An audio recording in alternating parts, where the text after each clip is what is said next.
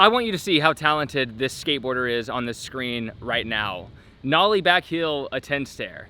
Out of nowhere, this skater quit. He was the best skateboarder out of our group and the one with the most promise. And I never understood this. I continued to skateboard from that age at about 17 years old to today at about 34 years old. And recently, I've sort of pulled myself away from skateboarding a little bit. And for the first time in my life, I understand. Also, this video is sponsored by Squarespace. It's the best website for building websites.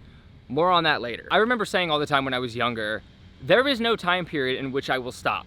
Even as my body deteriorates, when I'm in a wheelchair, I'll figure out how to strap a skateboard under the wheelchair. And the truth is, there's some truth to that. I skated just a few days ago. I do think that I will always incorporate skateboarding into my life, but I think the panic of life comes in at a different time for every single person. My friend who quit skateboarding out of nowhere, he had the pressure of college. He came from a much wealthier family than his group of friends, including me. He had a lot more pressure at his household to sort of fulfill the family legacy. His brothers, his dad, they all went to this specific college. They were all alumni. They were all in fraternities and things like that. And as skaters, we had the opposite perception. We're like, who cares about all that stuff?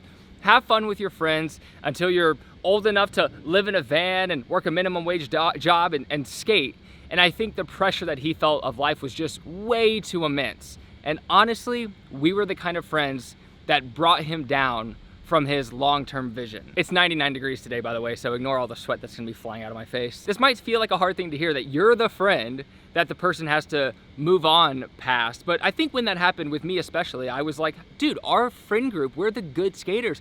We're the ones who can go and make it. But slowly, one by one, each friend sort of dropped out. They realized they had to grow up. And I was absolutely the last one. I was willing to go the distance. And if it weren't for Tony Hawk and Birdhouse coming to Columbia, South Carolina and illuminating me on a potential future in skating, I would have done the same thing. I would have figured out a new path. I would have gone into insurance adjusting like my dad did, and I would go to where storms were, and I would be the guy who works for the insurance company who figures out how much money you need to get for the damage done to your house from a storm. Very specific. That's what my dad did. I trained with him one time and I was like, yeah, I could see doing this. It's kind of cool. You get to travel around. But I failed the test to get in to getting my certificate. And right after that is when Birdhouse came to Columbia, South Carolina, and that is sort of what fueled the rest of my life. I was lucky enough to have moment after moment after moment that sort of proved that skateboarding was my journey. And even if my friends at some times were better than me at skating and had more of a potential, those little opportunities came a lot more sparingly. Actually, the first friend I mentioned, the one who was better than all of us, when he quit skating, he didn't hit us up. No response, no message, nothing. 100% ghosted us. I say this with zero slight against him. He was such a good dude. And even then, I think we knew that it was just the pressure that stacked up, but it hurt. When you have a best friend who you're going through this journey with, it's like Ash, Brock, and Misty, and then out of nowhere, Brock just ghosts them and leaves forever.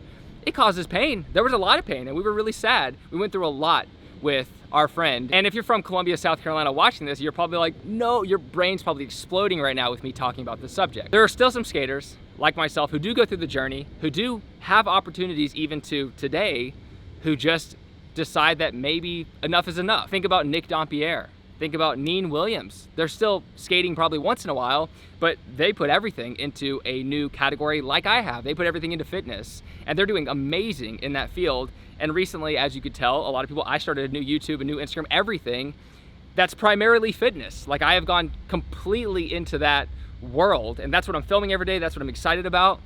I don't care about being a part of the fitness industry as a whole, but a perfect transition from a very athletic physical activity is more athletic physical activities that you can do at an older age, especially one with potentially more market value, like a way where you can maybe make a living. Skateboarding just didn't really have that. Before we move on into more detail about my life, let's get a word from our sponsor, Squarespace.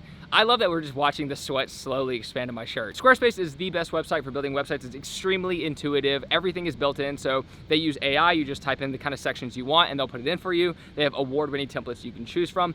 Super beginner friendly. They also have chat, so you can just message them directly and they'll reply and tell you what you need to do to fix any problem that you might have, which you probably won't. They also have email campaigns, which is the best way to engage with your audience. It's the thing that I've been most excited about recently, because when you send out a notification, everyone gets it. It's not like other social media platforms. There's also, now they work with a third-party website that will fulfill clothing orders for you. So if you ever wanted to start a clothing store, they have print-on-demand clothes. They have a ton of selection of merchandise you can choose from. All you need to do is paste the design, and then they'll even send you like model pictures, and it's really intuitive with Squarespace, so you can have everything in this one site. You can have any type of creative entrepreneurship that you could want, including having a course. If you have a specific skill you want to sell, something that you are an expert in, or something you want to become an expert in, a good place to start building that ecosystem is on Squarespace with the course builder. You can just upload all the videos to the website. It's incredible, and then people can pay in to get access to that page. If you want to check it out, click the link in the description down below, or go to squarespace.com/JohnHill to get 10% off your first purchase or domain. Thank you so much, and let's continue on with the rest of this conversation. So adulthood hit me at a very late age, obviously, because I've been lucky enough to have so much opportunity, but it has hit me recently. And a lot of people have described this as this like midlife crisis, which doesn't make any sense to me. I think the entire life can be a crisis. The way I pursued skateboarding was very adamant. I was always panicking to be better. I remember I would, even in middle school, I would fake sick, skip the day so that I would have an extra day to get better than my peers. I'm not even, that's literally how my brain has always worked. I've always been desperate to get ahead as fast as possible in whatever niche I'm in. So for me, if I switch it up, if I get into anything new like art or fitness recently, I give it my all. And it's really hard for me to balance skateboarding, and anything behind me sort of starts feeling like it goes behind me. But the problem is skateboarding is my job. It's actually not a problem at all. It's amazing. It's so incredible. But it was so hard for me to figure out how to make it sustainable. And when I really thought about the long-term effects of even adamantly doing YouTube skateboarding for a long time, I couldn't see the end goal. I really couldn't see myself having a sustainable career in it for an additional 1 or 2 years. I couldn't even see that far ahead. So I realized it was time to grow up. And I think for someone like me who has had success pursuing the unorthodox routes, it's really hard to just go, wait, maybe I kind of am new to something else. Maybe I don't really know what I'm doing. It's been a very humbling experience, but that's what it is to grow. So at this point in my life, the truth is, even though I have certain things that I'm excited to pursue and I have a lot of confidence in the fields that I'm pursuing, it's not the same confidence I had when skateboarding YouTube started taking off. That momentum, I hate to say this, that was definitely one of the better moments of my life, seeing this momentum. And then when YouTube was growing, and then when my onesie business was growing, and what I realized, it's all about momentum. Even if you're completely new to something and you feel like you're starting all the way over with something new, I would recommend that if you can't see how to build momentum in the category that you're in. So even if you're good at something, even if you found success in something, if it isn't bringing you joy and you're waking up not excited to pursue that thing, starting over as a beginner where nobody recognizes you as talented, nobody thinks you're good, starting over completely, it is so tough to go from this ego-fed area to a place where you are completely brand new. And it's like people's least favorite parts of shows. When I'm watching Haikyuu, I've mentioned this before, there's an arc where the intro character, you're watching him grow this whole time, and then he has to start from the beginning. It's really hard to watch. You're like, oh, I don't want to see this. I want to see that his progress clearly leads to the next step. But sometimes the next step is starting over with a new mindset. Yes, I have an advantage because I have figured out how to do social media a lot more than maybe the average person. I have been in shape or been fit enough because I've been doing a physical activity for so long. I technically have the label of being like a professional athlete, even though no skater would ever consider them that. But in terms of the pure grit required to get good at skating, it's easily comparable, if not in some circumstances, way more intense, I would say, because it's very painful. You mess up on a kickflip over and over and over, it's shin, shin, shin, shin, shin. It's not like your muscles wearing out, it's like you're beating yourself to death and you have a very limited time to figure it out. You rest, you ice yourself, you come back outside. That's what skateboarding is, and that's the beauty of it, and that's why it feels so fulfilling, and that's why I think adulthood is kind of hard for a lot of skaters, because you have this thing that is so massively fulfilling in all the ways that things should be fulfilling, physically, mentally, creatively, and then you're like, wait, I need to make a living or a better living for my family, and for myself. So now I'm more empathetic than ever to people who quit in that panic mode. I have not quit skateboarding. I will take big breaks to make sure that my life is in order before I continue to do it. It is now 100% the B-side character of my life, which is hard and weird. But once the other side of my life, once I build the A side back up, like I did my onesie business 9-10 years ago, then I can bring skateboarding back when I have a lot more extra time.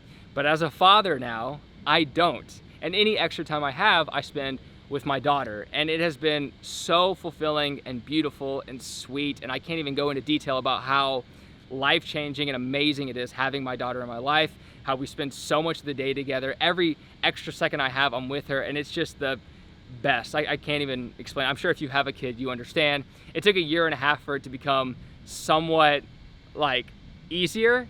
By that point, laughing and hanging out and, you know, the few words here and there, it's just the best. So that's been good, in case anyone's wondering. People turn into adults, but right now, having momentum in this new Instagram, this new YouTube, this new world that I've been embracing, it feels the same as it did at the beginning of skating, because with skating, I was already good, and then the content is what grew, but the skating kind of only barely grew. I'm making such significant gains, I guess, in fitness and that kind of content motivation that right now I'm growing along with the content. So there's just a lot of excitement there. I've been having fun with that. But if you're specifically into that kind of stuff, motivation, fitness, and like that side where you're like really aspired and you're a big dreamer like me, that's what my second channel is for. And maybe one day I can figure out how to have that personality more incorporated into this channel, but who knows? I needed a fresh start. That's why I had a fresh start. But I hope you enjoyed this video. I hope you enjoyed this conversation. If you want to hear more, I will be doing probably a tri-weekly newsletter. I'll be getting out a lot of talking and feelings and emotions. I'll be making videos on my second channel. I'll be doing shorts every single day, 2 shorts a day on my new second account. So all that will be linked down below if you want to follow that and you want to get into the inspiration, motivation, like let's get this in life mindset. That's what all that is. And this is the result of standing in 99-degree weather for only about 12 minutes. Thanks so much for watching. I'll see you in the next video. Take care, progress daily, and keep killing it.